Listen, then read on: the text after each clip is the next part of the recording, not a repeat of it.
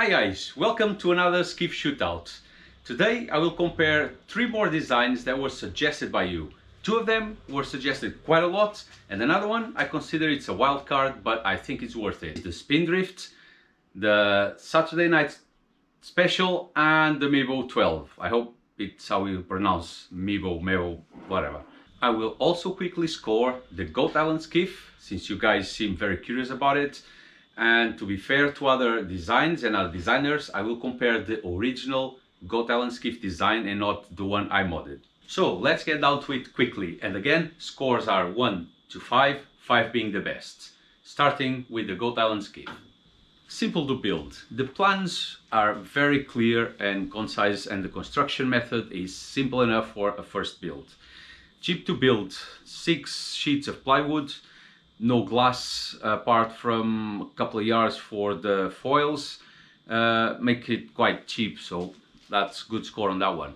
Simple rig, I can get that mast up and the boat ready to launch. Of course it's on the club all the time, in 5 minutes, so that's simple enough. Single sail, my favorite, a balanced lug sail, a big one as well, 10 square meters, so top marks. High freeboard, probably the highest freeboard you're gonna get on a cartoppable skiff. So should give it a 6 on that one. Spacious, well, it can take a crew of 3 and a lot of camping gear with ease and still sail fast, so good marks here. Carries 4, you can get 4 aboard and still sail. It won't be fast, but you can still go on short trips in calm conditions, so again, awesome. Sleeping space, well, I will allow here the same concession as I allowed for the first mate's dinghy, which is if you build side benches on this thing, you can slide them to the center and you can sleep aboard. So I'll give you the same score as first mate, although these side benches are not part of the design. Light to launch at 60 kilos, no problem there, and that way it's actually car toppable. Fast, with a big 10 square meter sail, well, same way as a laser dinghy, so this thing is a pocket rocket. I should give it a 6 on this here, but I can't, it's a 5. Fun to sail, again, top marks guys. You can't beat sailing with 2 reefs on 30 knot gusts and clocking 16 knots top speed. That and everything else you can do aboard this boat in calmer conditions like fishing and even a barbecue make this perfect. And now the only downside to the design, flotation. In order to keep this boat extremely light, fast and with a high freeboard, the hull inside is almost bare. The bow and the stern compartments provide 300 liters or 700 pounds of flotation, which is enough for self-rescue in calmer conditions. The boat won't sink, that's for sure. You've got 2 separate compartments with plenty of flotation, but I think you would have to be rescued in rough if you capsize in rough weather. Why is that? When the boat is flooded, I do not think that with heavy chop and strong winds you will be able to balance the boat and bail out all the water without capsizing again or preventing the waves from coming and flooding the boat again and again. This is true with so many other dinghies and skiffs, but the Goat was not designed as a cruising dinghy. People have started to use it because it excels and exceeds what it was designed for, and that was a fast, easy to build, lightweight boat. So bailing a ton of water out of the boat in these conditions, it's not fun, if possible at all, and that's why I built the side tanks on my Goat. They limit the amount of water that comes in the boat when the gunnel goes under, and after a capsize as well, there will be a lot less water in there because it floats higher, and you can actually sail the boat straight away with whatever water is left in. Those compartments also restrict the water movement to that gap between the tanks, not allowing the water to go all the way to one gunnel and then the other gunnel, so it keeps the boat more stable while you bail out.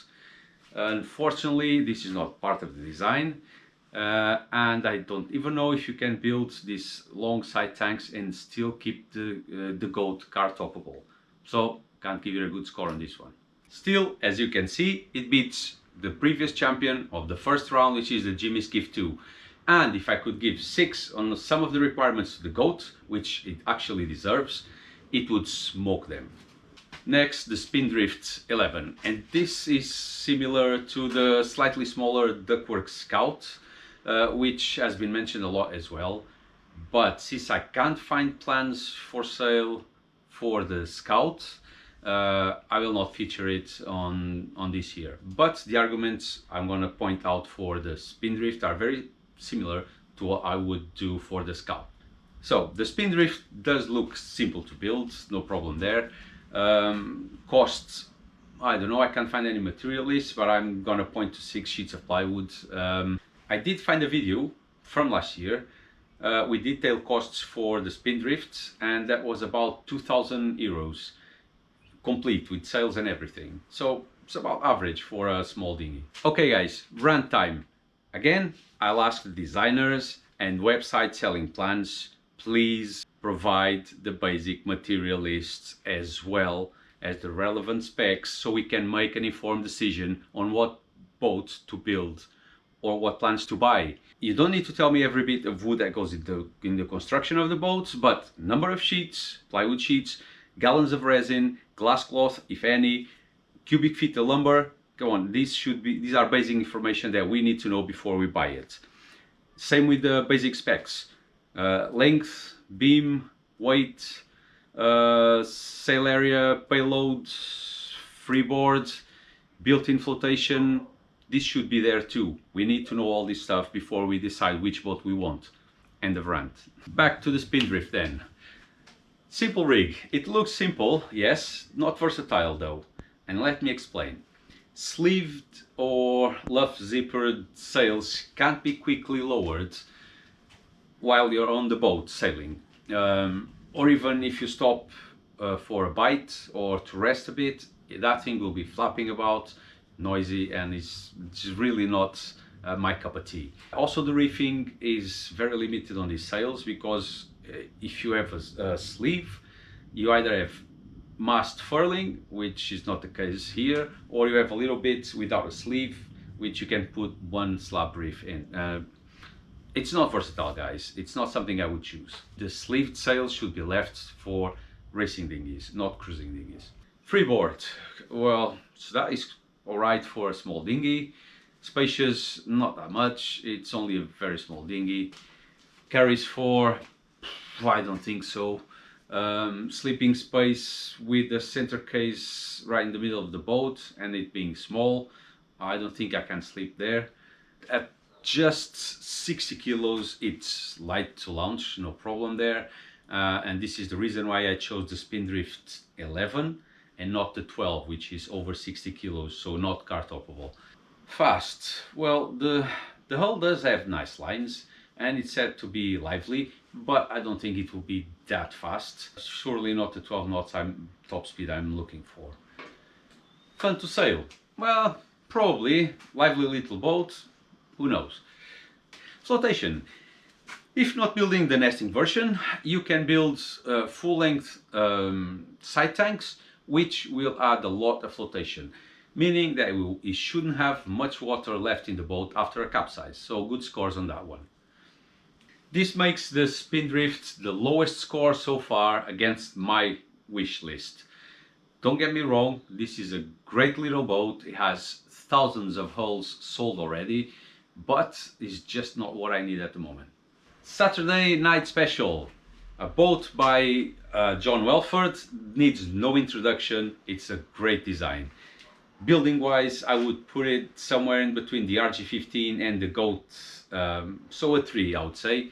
Cheap to build, I don't know, I have no material lists, I would guess 7 to 8 sheets. I don't know if it's glassed or not, so a bit of a guess here.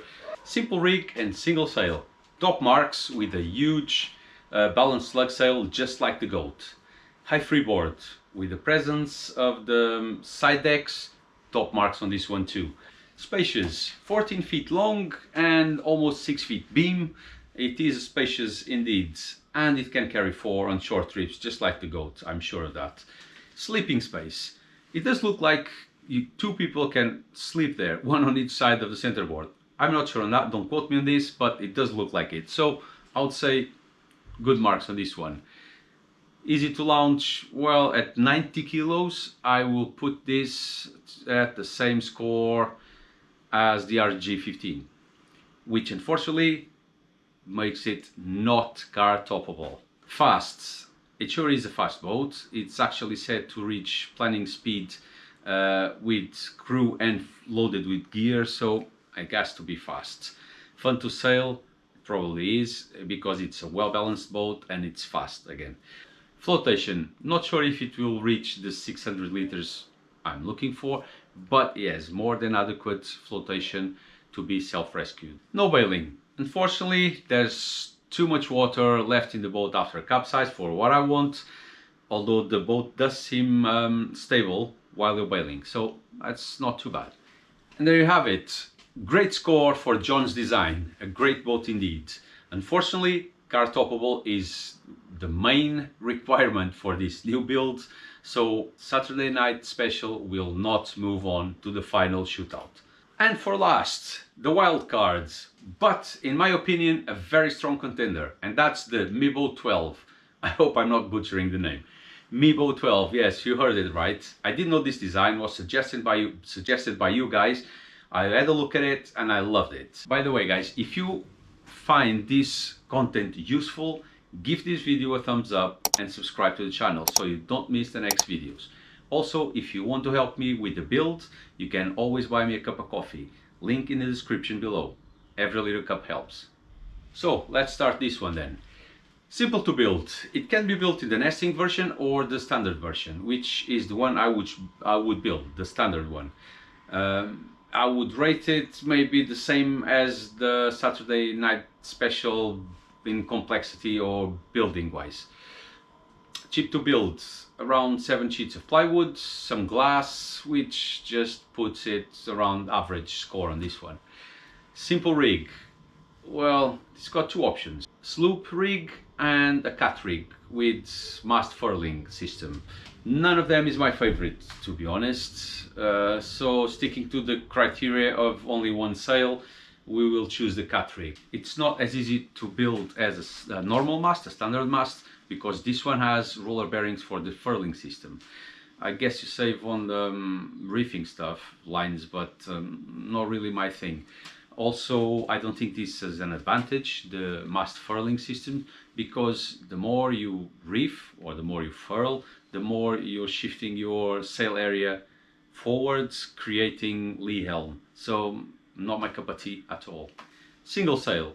Okay, yes, it's a single sail, alright, but similar to what I did to other designs with a non-balanced lug sail, because it's not exactly what I'm looking for, I'm going to deduct a point. Freeboard, very acceptable freeboard for a smaller boat. Spacious, with the nice beam and clean layout. I think it's very good for a 12-foot boat. Carries 4. With the side seats and the nice layout, I guess it's doable on short trips. Sleeping space, it seems very similar to the Jimmy Skiff 2 in this requirement, meaning you can actually sleep in between the seats, so I'll give it the same score. Light to launch, if built in marine plywood, light marine plywood, this will be around 50 kilos for the non-nesting version, making it the easiest to car top of all the designs I've reviewed so far. Impressive. I would actually give it a 6 if I could.